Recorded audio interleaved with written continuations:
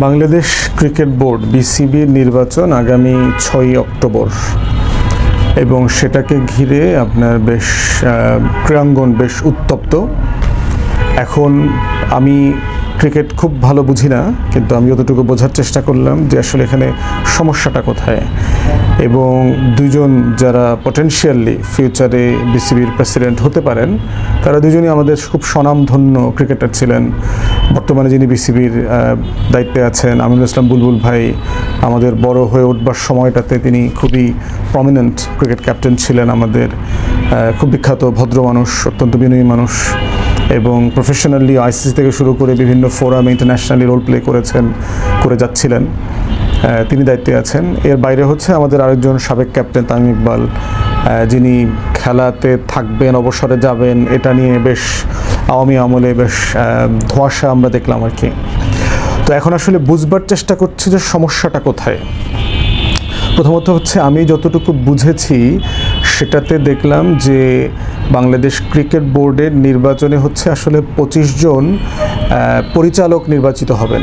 এই 25 জন পরিচালকের এই ফোরামটাকে বলা হচ্ছে সাধারণ পরিষদ, জেনারেল কাউন্সিল যদি বলেন আর কি।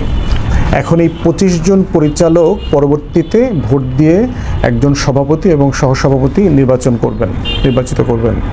তো এখন প্রশ্ন হচ্ছে যে এই 25 জনকে ভোট দিয়ে কারা বানাবে। তো এর মধ্যে ভোটার কারা, এই বিষয়টা একটা বোঝার বিষয় আছে এবং এটাকে কেন্দ্র করেই হচ্ছে মূল রাজনীতিটা আর কি, যেটা নিয়ে বিভিন্ন দল এটাকে রাজনীতিকরণ করে আর কি। আপনারা জানবেন যে বিভিন্ন জেলাতে এবং বিভাগে আপনার ক্রীড়া সংস্থা আছে, তারপরে ঢাকাতে বিভিন্ন ক্লাব আছে। এই ক্লাবগুলোর মনোনীত প্রতিনিধিরা ভোট দেন। এখন যেহেতু এই প্রত্যেকটা ক্লাব পরিষদের আপনার আওয়ামী আমলে এরা সব আওয়ামী লেসপেন্সাররা ছিল, অন্তর্বর্তীকালীন সরকার এসে যেটা করেছেন সেটা হচ্ছে একটা অ্যাডহক কমিটি করে দিয়েছে, মিক্সড, যারা এলাকার ক্রিকেট যোদ্ধা আছেন, সাবেক ক্রিকেটার আছেন, ক্রিকেট সংগঠক আছেন এবং ছাত্র তরুণদের প্রতিনিধি সব মিলা এরকম বিভিন্ন জেলাতে প্রতিনিধি হয়েছে আর কি।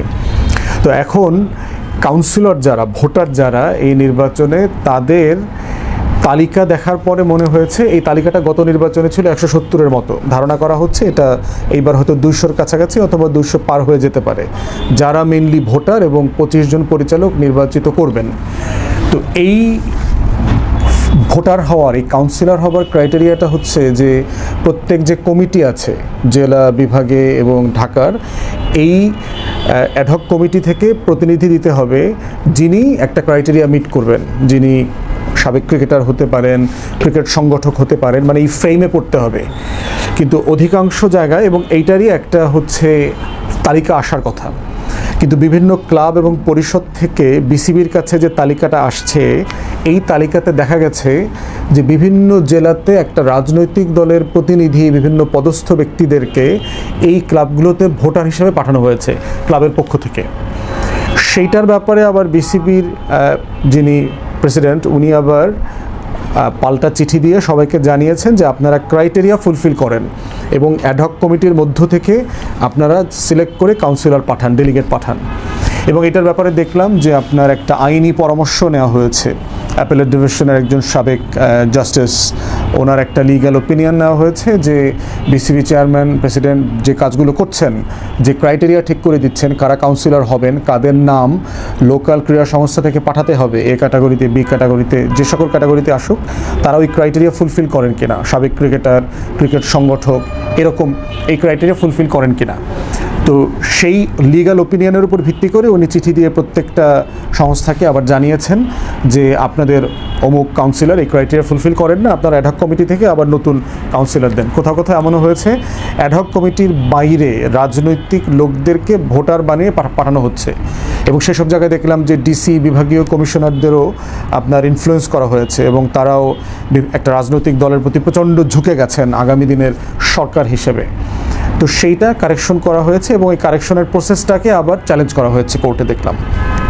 কিন্তু সব মিলিয়ে যেটা মনে হয়েছে, বর্তমান বিসিবি প্রেসিডেন্ট যেটা চাচ্ছেন এটা আসলে একটা পেশাদার স্পোর্টস সংগঠনেরই আসলে চাওয়া। আমরা যেটা চাই যে আমরা চাই একটা সংগঠনকে রাজনীতি মুক্ত থাকতে হবে, কিন্তু পেশাদার ক্রিকেটের জন্য তিনি দিনরাত কাজ করবেন, এই জায়গাটাকে আমরা দেখতে চাচ্ছি।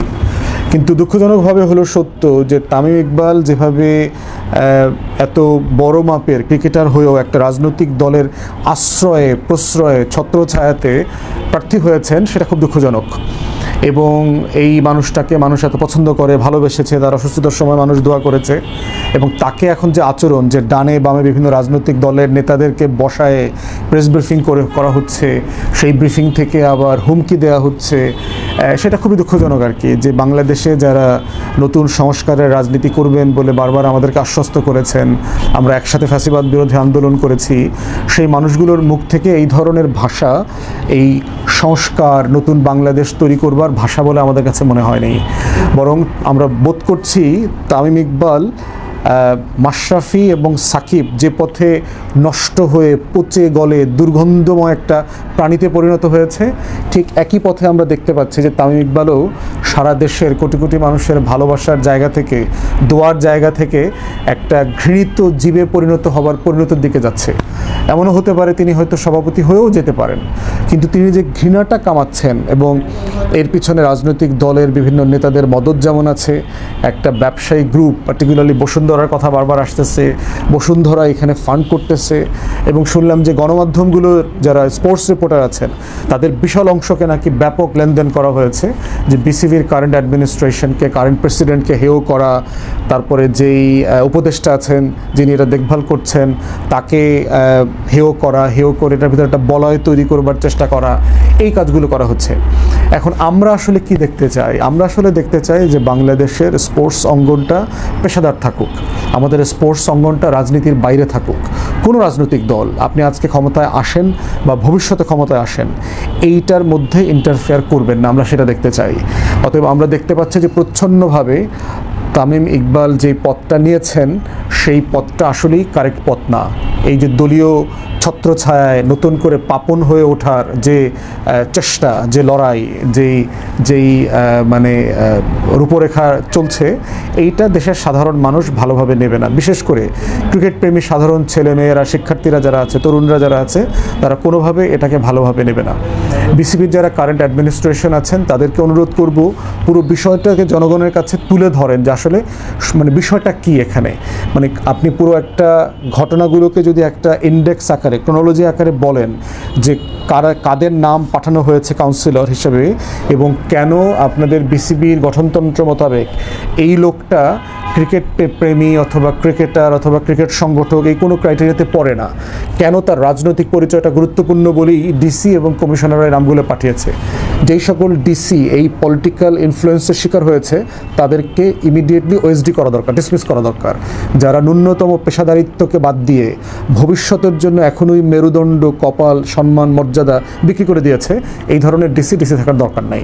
এই ধরনের বোনলেস, পাইনলেস আমলারা দেশটাকে গত 16 বছর বেঁচে দিয়েছে, আগামীতে আরও বারবার বেঁচে দেবে। অতএব এই পুরো প্রসেসটাকে আমরা অনুরোধ করব বিসিবিকে যে আপনারা এটা এক্সপোজ করে দেন, আপনারা পরিষ্কার করেন যে আসলে বলা হচ্ছে যে আপনি আপনার ভোটার বাড়াচ্ছেন না আপনি আসলে রাজনৈতিক ভোটারদের কাউন্সিলরশিপ বাতিল করছেন, কোনটা করছেন। এই পিকচারটা পরিষ্কার হয়ে গেলে আমার মনে হয় যে ক্রিকেট প্রেমী এবং ক্রিকেটকে ভালোবাসে এই দেশের যে কোটি কোটি মানুষ আছে তাদের কাছে পিকচারটা পরিষ্কার হবে। কারণ অনেক খবর পড়ে মনে হচ্ছে যে আসলে কে যে নায়ক আর কে যে খলনায়ক, কে যে অন্যায় করেছে কে করে নাই, এই পুরো বিষয়টা এখন অপরিষ্কার। তো এই অপরিষ্কারের জায়গাটা পরিষ্কার হওয়া দরকার। আমি ব্যক্তিগতভাবে ওই লিগাল ওপিনিয়ন যেটা আছে আপনার সাবেক অ্যাপেলেট ডিভিশনের জাস্টিস যেটা দিয়েছেন মির্জা হোসেন হায়দার ভাই, এটা আমি পড়েছি, এবং আমিনুল ইসলাম বুলবুল ভাইয়ের যেই লাইন অফ অ্যাকশন দেখতে পাচ্ছি সেটা অ্যাকর্ডিংলি সেই লিগাল ওপিনিয়ন মোতাবেকই হয়েছে। অতএব সেই জায়গাতে আমি মানে ক্রিকেটকে যে রাজনীতির বাইরে রাখা এবং পেশাদারিত্বের সাথে রাখা, সেই জায়গাতে আমি প্রিটি কনভিন্সড। বাট স্টিল আমার মনে হয় যে সব পক্ষের আলোচনা আসা দরকার। হুমকি ধামকি এবং রাজনৈতিক ছত্রছায়ায় মাস্তানির বাইরে এসে ক্রিকেটটাকে কিভাবে আমরা সবার করে রাখতে পারি। পাপন এবং সাকিব আর মাশরাফির মতো করে ক্রিকেটের নতুন গডফাদার আমরা আসলে দেখতে চাই না। গডফাদারের রাজনীতি দেখতে দেখতে আমরা বড্ড ক্লান্ত। এবং বাংলাদেশ এশিয়া কাপে এখন ফাইনাল খেলবার মুহূর্তটাতে যখন দেশ আবার ঘুরে দাঁড়িয়েছে, আবার পেশাদার ক্রিকেটের যে মর্যাদা সেটা ফিরে আসবার সুযোগ হয়েছে, তখন আবার ক্রিকেটকে ঘিরে এই যে লুটপাট বাণিজ্য, ক্রিকেটের টিকিট বাণিজ্য, ক্রিকেটের স্পন্সর বাণিজ্য, ক্রিকেটের ঠিকাদারি বাণিজ্য, বিসিবির টাকা লুটপাটের বাণিজ্য, এই বাণিজ্য করবার চক্র আবার সচল হয়েছে। আমরা এই চক্র থেকে বাংলাদেশ রাষ্ট্রকে যেমন বাঁচাতে চাই, ঠিক বাংলাদেশের প্রত্যেকটা ইনস্টিটিউশনকেও বাঁচাতে চাই। সেই জন্য আমরা পেশাদার ক্রিকেটের পক্ষে থাকব এবং যারাই এই পেশাদারিত্ব নষ্ট করবার জন্য চেষ্টা করবেন আমরা তাদের বিরুদ্ধে বলবো, বাংলাদেশের হয়ে, লাল সবুজের পতাকা হয়ে, টাইগারদের হয়ে। সবাইকে ধন্যবাদ।